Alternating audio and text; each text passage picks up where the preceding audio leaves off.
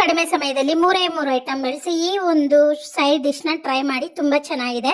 So ಅದಕ್ಕೂ ಮುಂಚೆ ನನ್ನ ಚಾನೆಲ್ ಸಬ್ಸ್ಕ್ರೈಬ್ ಮಾಡ್ಕೊಳ್ಳಿ, ಹೀಗೆ ಸಪೋರ್ಟ್ ಮಾಡ್ತಾ ಇರಿ ಅಂತ ಹೇಳ್ತೀನಿ. ಸೊ ನೀವು ನೋಡ್ಬೋದು, ನಾನು 2 ಆಲೂಗಡ್ಡೆನ ತೊಗೊಂಡು ಕಟ್ ಮಾಡ್ಕೊಳ್ತಾ ಇದ್ದೀನಿ. ಅದು ಸ್ಲೈಸ್ ಆಗಿ ಕಟ್ ಮಾಡ್ಕೊಳ್ಬೇಕು. ನಿಮಗೆ ದಪ್ಪನಾದರೂ ಮಾಡ್ಕೊಳ್ಬೋದು ಅಥವಾ ತೆಳುವಾಗೂ ಮಾಡ್ಕೊಳ್ಬೋದು. ನಾನು ತೆಳುವಾಗಿ ಮಾಡ್ಕೊಂಡಿದ್ದೀನಿ. ಸೊ ಆಯಿಲಲ್ಲಿ ಫ್ರೈ ಆದರೆ ಚೆನ್ನಾಗಿರುತ್ತೆ ಅಂತ ಹೇಳಿ ಸ್ವಲ್ಪ ತೆಳು ಮಾಡ್ಕೊಂಡಿದ್ದೀನಿ.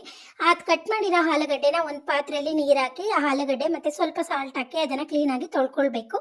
ಆಮೇಲೆ ಒಂದು ಬಾಣಲೆ ಇಟ್ಟು ಆಯಿಲ್ ಹಾಕ್ಕೊಳ್ಬೇಕು. ಆಯಿಲ್ ಹಾಕಿ ಸ್ವಲ್ಪ ಸಾಸಿವೆ ಆ್ಯಡ್ ಮಾಡ್ಕೊಳ್ಳಿ.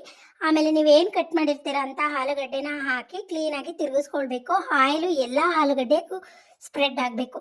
ಯಾಕೆಂದರೆ ನಾವು ನೀರು ಆ್ಯಡ್ ಮಾಡಲ್ಲ, ಆಯಿಲಲ್ಲೇ ಅದು ಫ್ರೈ ಆಗಬೇಕು. ಸೊ ಅದಕ್ಕೋಸ್ಕರ ಆಮೇಲೆ ನಿಮಗೆ ಎಷ್ಟು ರುಚಿಗೆ ಬೇಕೋ ಅಷ್ಟು ಉಪ್ಪು ಹಾಕ್ಕೊಳ್ಳಿ. ಆಮೇಲೆ ಸ್ವಲ್ಪ ಖಾರದ ಪುಡಿನೂ ಅಷ್ಟೇ, ನಿಮಗೆ ಎಷ್ಟು ಖಾರ ಬೇಕಾಗುತ್ತೋ ಅಷ್ಟು ಖಾರನ ಹಾಕ್ಕೊಳ್ಬೇಕಾಗತ್ತೆ. ಖಾರದ ಪುಡಿನ ಆ್ಯಡ್ ಮಾಡಿಕೊಂಡು ಕ್ಲೀನಾಗಿ ಎಲ್ಲ ಆಲೂಗಡ್ಡೆಗೂ ಸ್ಪ್ರೆಡ್ ಆಗೋ ರೀತಿ ಕ್ಲೀನಾಗಿ ತಿರುಗಿಸ್ಕೊಂಡು ಆಯಿಲಲ್ಲೇ ಅದು ಬೇಯಬೇಕು. ನಾವು ನೀರು ಹಾಕಲ್ವಲ್ಲ, ಸೊ ಆಯಿಲಲ್ಲೇ ಅದು ಆಲೂಗಡ್ಡೆ ಏನಿದೆ ಬೇಯಬೇಕು. ತುಂಬ ಚೆನ್ನಾಗಿರುತ್ತೆ. ಸೊ ಒಂದು ಪ್ಲೇಟ್ ಮುಚ್ಚಿ ಅವಾಗ ತಿರುಗಿಸ್ಕೊಳ್ಳಿ.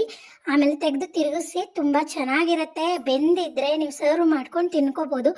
ಈ ಒಂದು ಸೈಡ್ ಡಿಶ್ಶು ಮೊಸಪ್ಪು ಸಾರಿಗಂತೂ ತುಂಬ ಚೆನ್ನಾಗಿರುತ್ತೆ. ನಮ್ಮಮ್ಮ ಮೊಸಪ್ಪು ಮಾಡಿದಾಗ ಎನಿ ಟೈಮ್ ಇದನ್ನು ಮಾಡೋರು. ತುಂಬ ಚೆನ್ನಾಗಿರುತ್ತೆ. ಇದು ತಿಂತಿದ್ರೆ ಸ್ವರ್ಗನೇ ಅಂತ ಹೇಳ್ಬೋದು. ನೀವು ಟ್ರೈ ಮಾಡಿ, ಅದು ಹೇಗಿತ್ತು ಅಂತ ಕಮೆಂಟ್ ಮಾಡಿ. ಪೂರ್ತಿ ವಿಡಿಯೋ ವಾಚ್ ಮಾಡಿರೋದು ನಿಮಗೆ ಥ್ಯಾಂಕ್ ಯು ಹೇಳ್ತಾ ಬಾಯ್.